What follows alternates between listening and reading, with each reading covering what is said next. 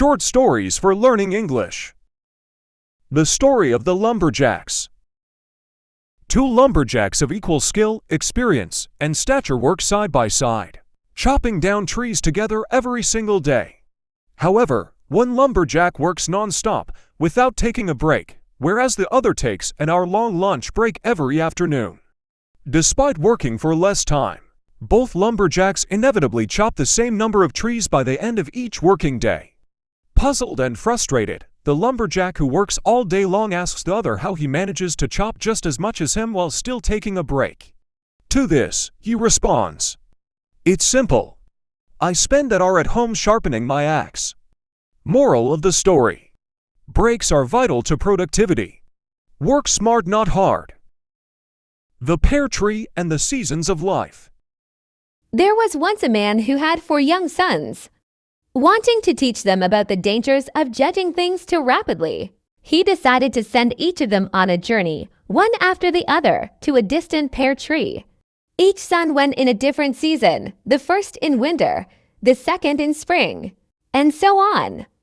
At the end of the year, he brought his children together and asked them what they'd seen. The son who traveled in winter described a gnarled, twisted, and barren tree that stood stark and ugly against the land. The son who went in spring disagreed. No, he said, the tree seemed full of hope and promise, with green buds along its branches. The third son, who'd traveled in summer, disagreed once more. The pear tree he'd seen was covered in beautiful blossom that looked and smelled divine. Finally, the last son, who'd made the journey in fall, disagreed again, describing a tree laden with sweet and delicious pears that tasted better than any he'd eaten before. When each son had spoken, the father said they were all correct because they'd only seen but one season of the pear tree's life. He explained to his sons that it's foolish and impossible to judge something in this manner. The essence of something, whether it's a tree or their fellow man, can only be measured as a whole at the end of the year, having seen it in its fullness. To make your judgment in winter is to miss the promise of spring, the beauty of summer, and the fruit in fall. Moral of the story: refuse to judge yourself, life, or other people based upon a single mistake or challenging time. Refuse to let the pain of one season destroy the joy of those to come. The Queen's Boulder. In ancient times, there was a queen who ordered her soldiers to maneuver a boulder into the middle of the main road to and from town. The queen then hid, watching to see who would stop to do the right thing and move it out of the way again. Wealthy merchants and courtiers passed the boulder, barely giving it a second thought. A few of them blamed their queen for not keeping the roads clear. Yet none stopped to do anything. One day, a peasant walked along with a sack of vegetables to sell at market. He stopped, laid these down, and then pushed, tugged, huffed, and heaved the stone away. Upon picking up his vegetables, the peasant saw a large purse full of gold and a handwritten note from the queen herself where the boulder had been. The gold was a reward for whoever removed it from the road. Moral of the story: laziness will never get you anywhere in life. Success always takes humility and hard work. The dragon and the treasure. In many ancient myths and stories, the hero has to go on a long and perilous journey to complete their mission. A classic example: the sleepless dragon that guards its treasure, breathing fire on anyone who so dares to steal it. To get the gold, the knight in shining armor must, through guile or force, first defeat this beast. Moral of the story: success lies on the other side of effort, which makes suffering part of the process. Rather than avoid discomfort, then, the ambitious must pursue it at all costs. Only by butting heads and pushing through such suffering will they ever attain the proverbial gold. Your reaction matters more than what happens to you. Once upon a time, a daughter complained to her father that her life was miserable and that she didn't know how she was going to make it. She was tired of fighting and struggling all the time. It seemed just as one problem was solved, another one soon followed. Her father, a chef, took her to the kitchen. He filled 3 pots with water and placed each on a high fire. Once the 3 pots began to boil, he placed potatoes in 1 pot, eggs in the 2nd pot, and ground coffee beans in the 3rd pot. He then let them sit and boil without saying a word to his daughter. The daughter moaned and impatiently waited, wondering what he was doing. After 20 minutes, he turned off the burners. He took the potatoes out of the pot and placed them in a bowl. He pulled the boiled eggs out and placed them in a bowl. He then ladled the coffee out and placed it in a cup. Turning to her, he asked, "Daughter, what do you see?" "Potatoes, eggs, and coffee," she hastily replied. "Look closer," he said, and touched the potatoes. She did and noted that they were soft. He then asked her to take an egg and break it. After pulling off the shell, she observed the hard-boiled egg. Finally, he asked her to sip the coffee. Its rich aroma brought a smile to her face. "Father, what does this mean?" she asked. He then explained that the potatoes, the eggs, and coffee beans had each faced the same adversity of boiling water. However, each one reacted differently. The potato went in strong, hard, and unrelenting, but in boiling water, it became soft and weak. The egg was fragile, with the thin outer shell protecting its liquid interior until it was put in the boiling water. Then the inside of the egg became hard.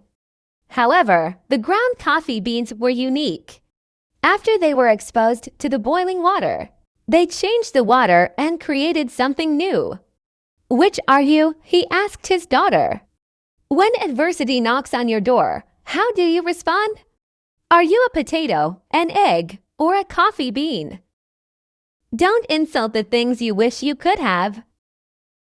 One afternoon, a fox was walking through the forest and spotted a bunch of grapes hanging from a lofty branch.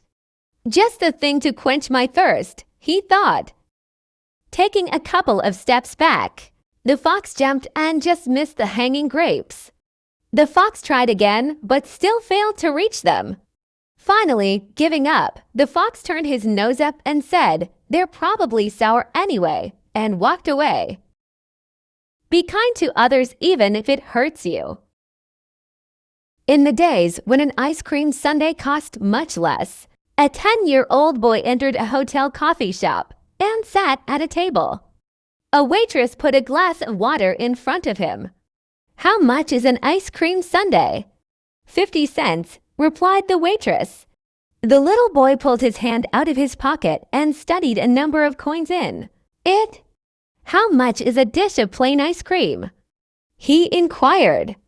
Some people were now waiting for a table, and the waitress was a bit impatient. 35 cents, she said brusquely. The little boy again counted the coins. "I'll have the plain ice cream," he said. The waitress brought the ice cream, put the bill on the table, and walked away. The boy finished the ice cream, paid the cashier, and departed. When the waitress came back, she began wiping down the table and then swallowed hard at what she saw. There, placed neatly beside the empty dish, were 15 cents, her tip.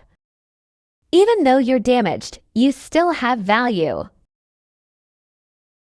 A popular speaker started off a seminar by holding up a $20 bill. A crowd of 200 had gathered to hear him speak. He asked, "Who would like this $20 bill?" 200 hands went up. He said, "I am going to give this $20 to one of you, but first, let me do this." He crumpled the bill up. He then asked, "Who still wants it?" All 200 hands were still raised. "Well," he replied, "what if I do this?" Then he dropped the bill on the ground and stomped on it with his shoes. He picked it up and showed it to the crowd. The bill was all crumpled and dirty. "Now who still wants it?" All the hands still went up. My friends, I have just showed you a very important lesson. No matter what I did to the money, You still wanted it because it did not decrease in value. It was still worth $20. Many times in our lives, life crumples us and grinds us into the dirt. We make bad decisions or deal with poor circumstances. We feel worthless. But no matter what has happened or what will happen, you will never lose your value. You are special. Don't ever forget it. Don't judge others before you know them. A 24-year-old boy seeing out from the train's window shouted, "Dad, look, the trees are going behind." Dad smiled and a young couple sitting nearby looked at the 24-year-old's childish behavior with pity. Suddenly he again exclaimed, "Dad, look, the clouds are running with us." The couple couldn't resist and said to the old man, "Why don't you take your son to a good doctor?" The old man smiled and said, "I did, and we are just coming from the hospital. My son was blind from birth. He just got his eyes today." Every single person on the planet has a story. Don't judge people before you truly know them. The truth might surprise you. Thank you very much for watching this video. Please don't forget to like this video and subscribe to our channel.